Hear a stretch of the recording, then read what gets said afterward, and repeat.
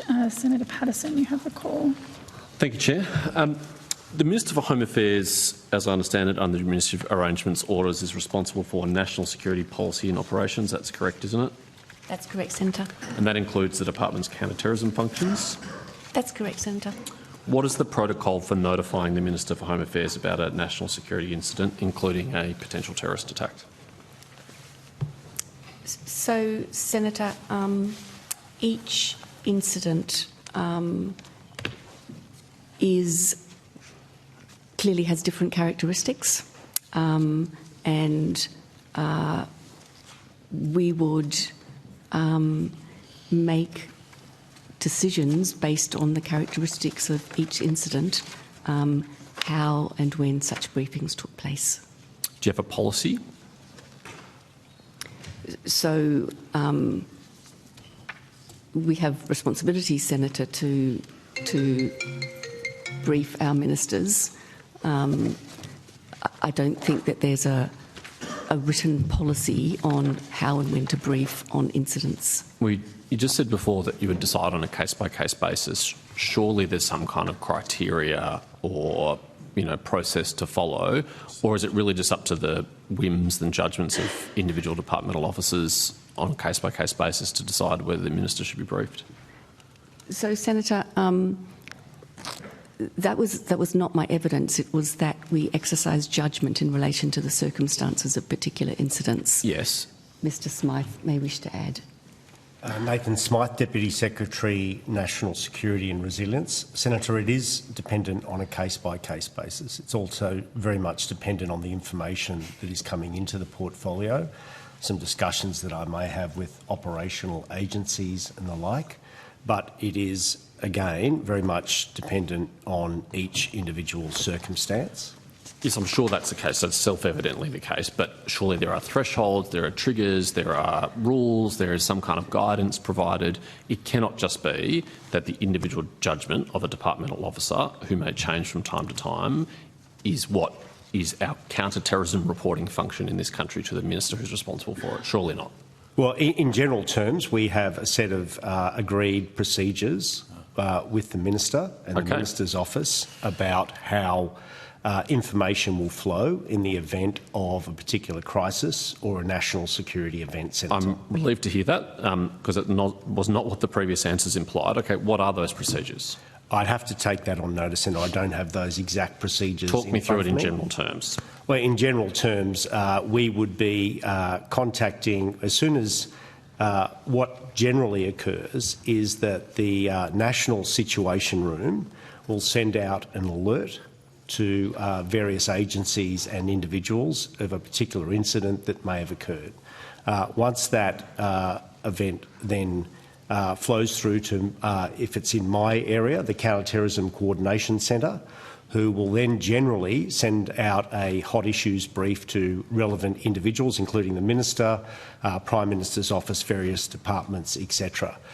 Once I'm alerted to that, I will then advise the Minister and the Minister's office, including the Secretary as well, of the particular incident and what arrangements are in place and when they can expect a further update. Great. Now, that first body that you mentioned, the National Incident Response Centre, is that a Home Affairs construct? Is that a interdepartmental construct? That is a construct of NEMA. They run the National Situation Room. Yep. And you said it reports to which function? If it's counter-terrorism. If it's counter-terrorism, that information then flows directly into my Counter-Terrorism Coordination Centre. Okay. And that sits under you in the Department of Home Affairs? That's correct, Senator. And then they'll report to you, or do they report direct to the Minister?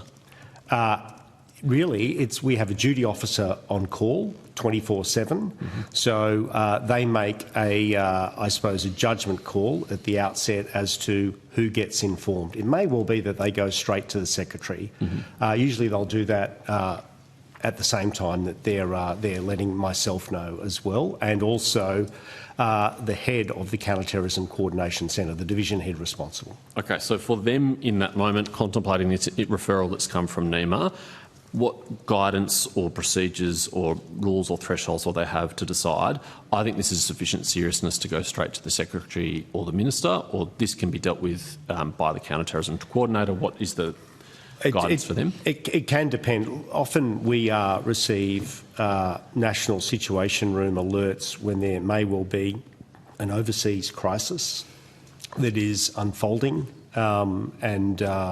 and so we're alerted because there may well be Australians that could be impacted by that as well.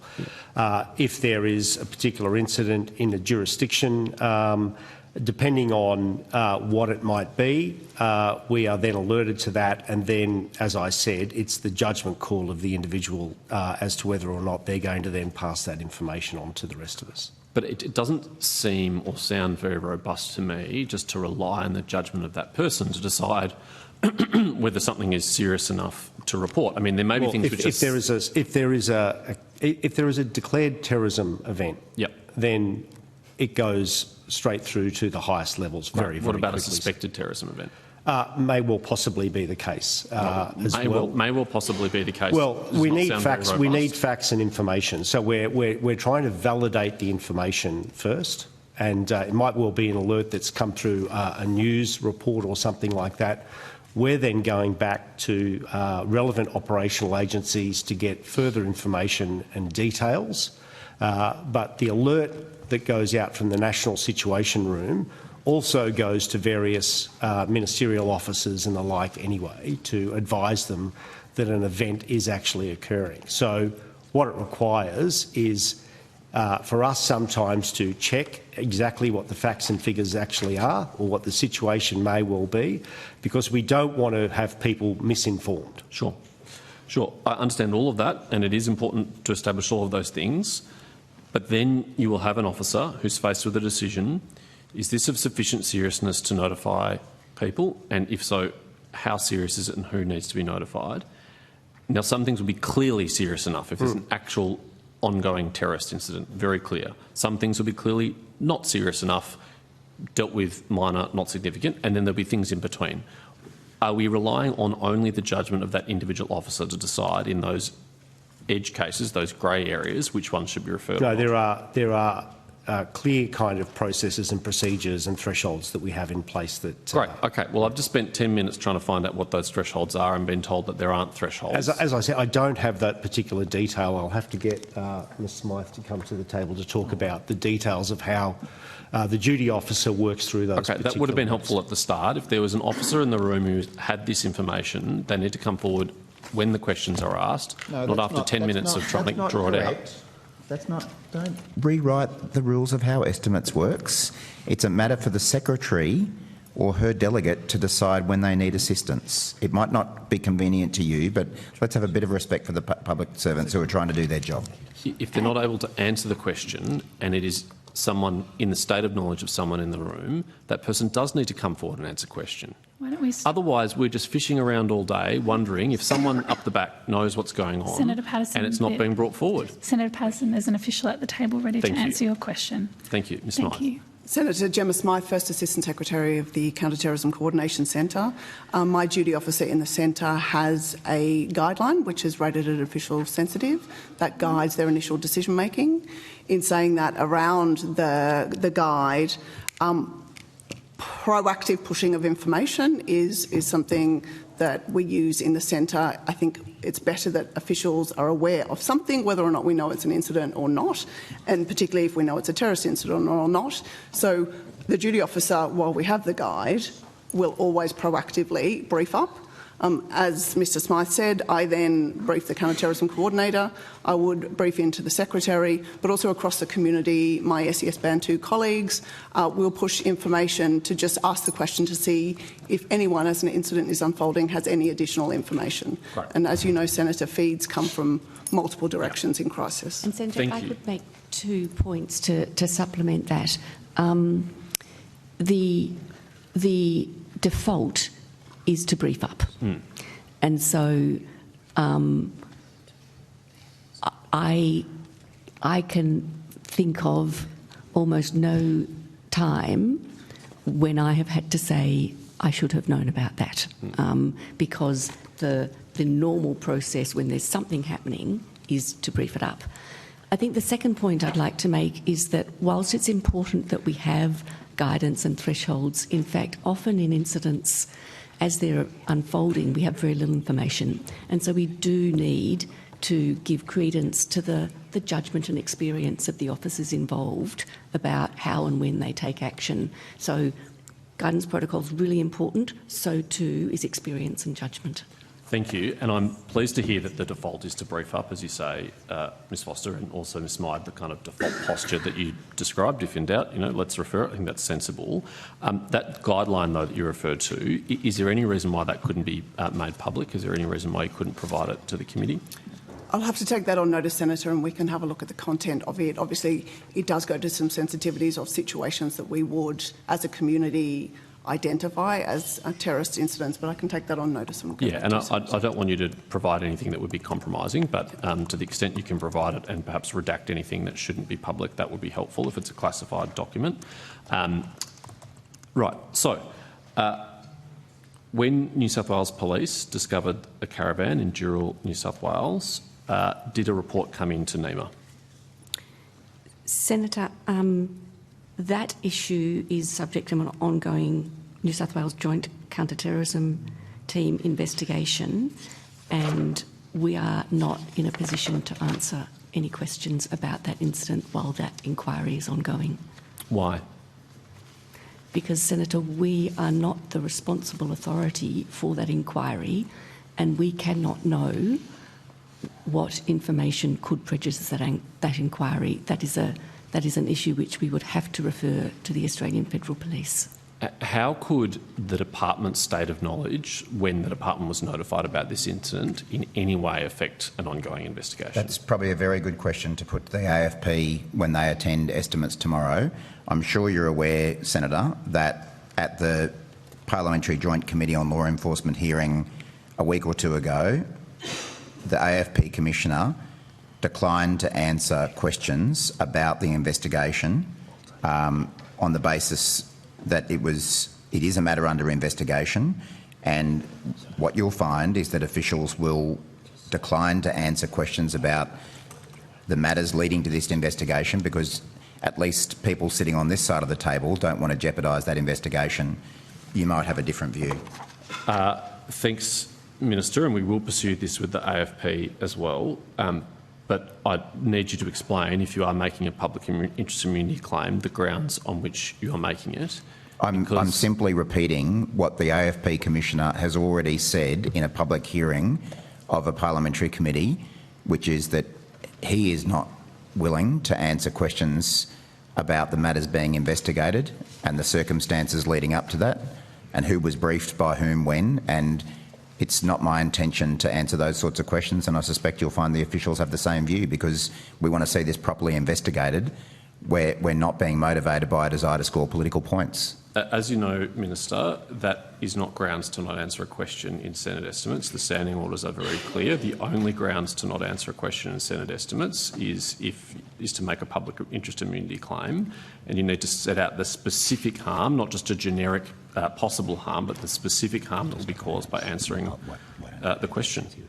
Well, I will take that on notice and respond to provide the grounds of the public interest immunity claim. But, Senator Patterson, I am surprised that you and your colleagues seem intent on getting politicians and members of and officials in departments to talk about matters that are under investigation right now, and it demonstrates again that you and your colleagues are more motivated by political point scoring than by actually catching the people responsible for these things. Let me assist you by quoting from Odge's Senate practice on prejudice to law enforcement investigation, because this is a matter that Senate committees have dealt with before. No, Senator Patterson, the minister's taken it on notice. Yeah, and I'm assisting the minister. You don't in need that to provide. You don't consideration. need to assist the minister. He's taken it on notice. Thanks, Chair. I don't need your advice about how to answer questions. I'm entitled to answer questions how I If we have a like to. question, you should put it. Yep, I do have a question.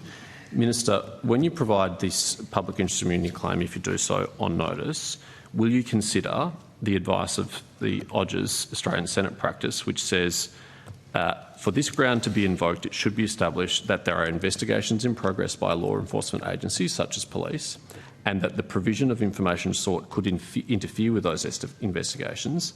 As this is a matter for a law enforcement agency concerned to assess, this ground should normally be raised directly by the law enforcement agency, not by some other official who can merely speculate about the relationship of the information to the investigation. Well, that's exactly why I began my answer by suggesting that maybe these questions should be put to the AFP. Your question originally was, how could it possibly be that the provision of this information impacts on the police investigation? And I said, that sounds like a question to put to the AFP. And we will, but questions to the department's state of knowledge on this matter don't relate to the investigation. And well, if that's they your do, view. you need to specify. That's your view. Well, then you need to specify how it relates to the investigation. Senator Patterson, the minister's taken that question on notice. I don't want to cut you off or hurry you, but I will have to share the call in a moment. So thank you. Just giving you that advice. Mr. Smythe, when were you first notified about this incident? Senator, I've got nothing further to add to the Minister and the Secretary's responses. Okay. So the Minister for Home Affairs has addressed this publicly in part. On the 29th of January, he tweeted, "I've just landed to reports of this police operation in Sydney. We said no resource would be spared. We said authorities would chase these people down, and that's what's happening. Anyone engaging in these hate crimes need to know you'll be caught, you'll be arrested and you'll be charged." These tweets were sent about 10 o'clock at night after the Minister landed on the plane. Are we to take from that that the first time the Minister heard about this was in media reports and not from the department?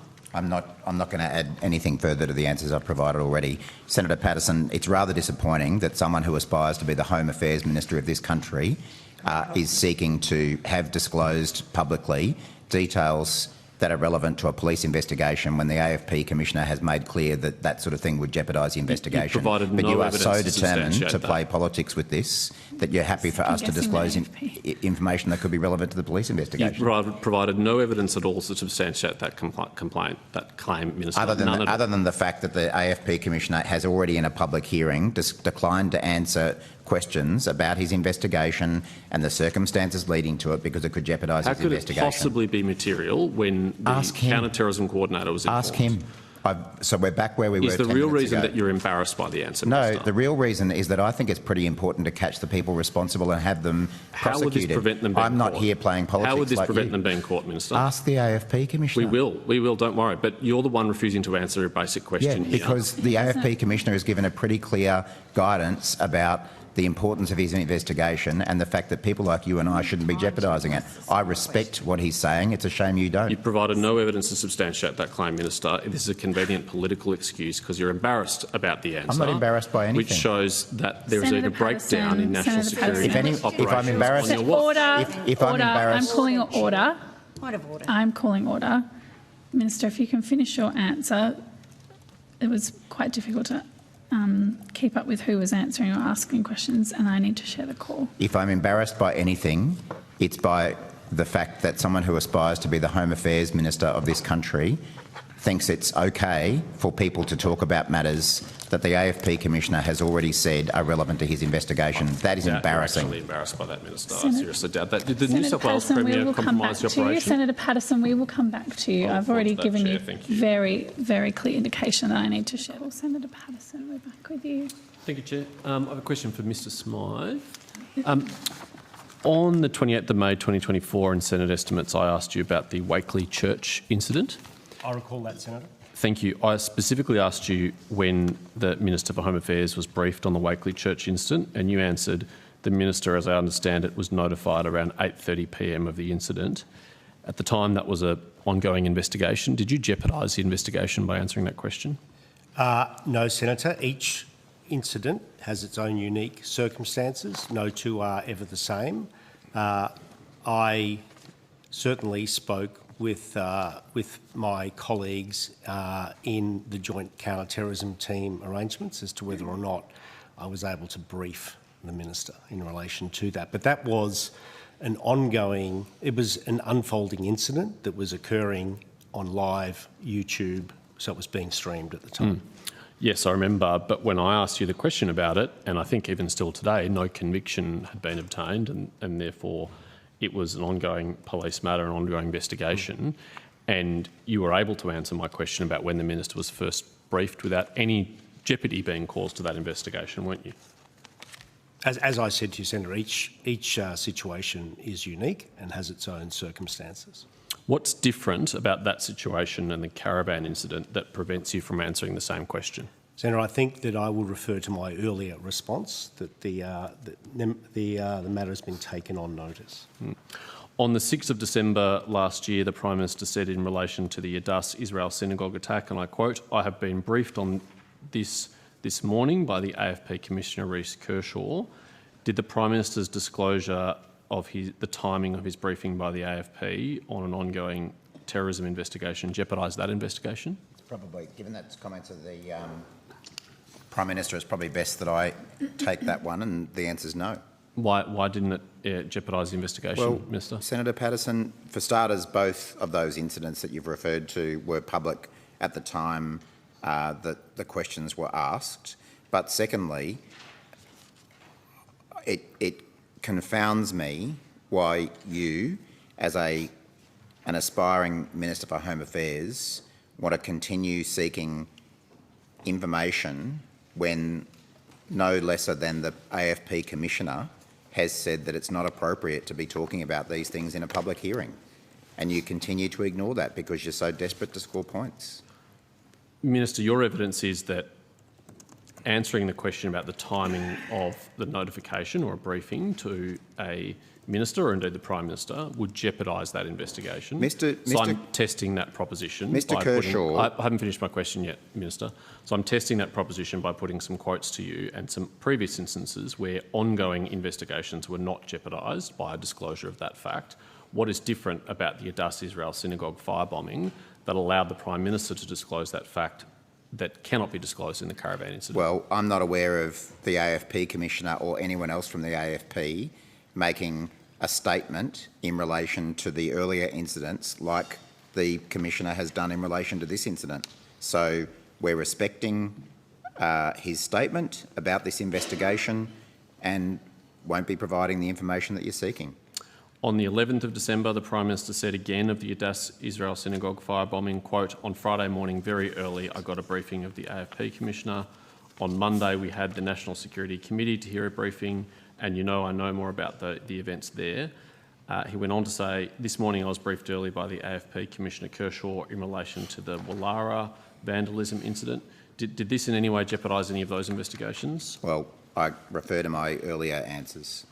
On the 12th of July 2024, the Prime Minister said of a Russian spy who'd been charged in the Australian Defence Forces, and I quote, "Well, I've been briefed extensively by our security agencies, including the AFP, including as late as this morning, but also previously I spoke with Commissioner Kershaw prior to the press conference.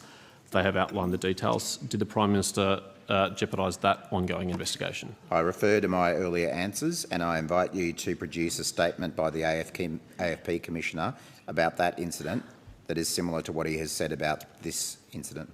Well, let's go to that statement by the AFP Commissioner in the hearing. As Senator Shoebridge pointed out before, you're actually not sharing the full context of the Commissioner's quote. He says, what I would say is that question relates to an ongoing joint counter-terrorism team investigation. According to the briefings I've received, that is not the subject or purpose of today's hearing. And then he goes on to say that part that you've quoted extensively. No, well, why don't you read those words out? I don't need to because you've already done so. No, what he said, and you shouldn't misrepresent what the Commissioner said. As you have been doing. No, the Commissioner said, let's have the full statement, not just your cherry picking. Well, you didn't read the full statement before, Minister. The Commissioner said, what I would say is that the question relates to an ongoing joint counter-terrorism team investigation. According to the briefings I've received, that's not the subject or purpose of today's hearing. And then he says, also, synonym in addition to the earlier sentence. Also, yes, thank you, Minister. We've heard it several times. I am conscious that this is a public hearing and it's not an appropriate forum for us to provide information relating to an ongoing investigation at this time. As we've said numerous times, Senator Patterson, you'll have an opportunity to ask the AFP Commissioner questions at Attorney General's estimates tomorrow. And if he decides he's willing to share the sort of information that you're asking for, that's a matter for him. But I'm not proposing to do anything which may jeopardise his investigation given the statements that he has made. Thank you. He doesn't say anywhere that it would jeopardise the investigation, does he? Well, how else would you suggest we interpret his statement? Also, I am conscious that this is a public hearing and it's not an appropriate forum for us to provide information relating to an ongoing investigation at this time. Ms Foster or Mr Smythe, did either of you discuss your evidence with the AFP prior to this hearing? Yes, I did, Senator. And what did the AFP Commissioner tell you about this?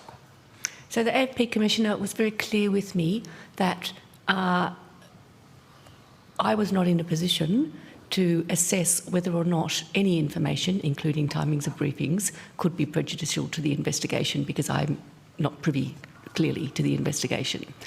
And that all questions around that should be directed to him. Okay, well, we will put that to him when he appears tomorrow. I will move on and deal with some other matters.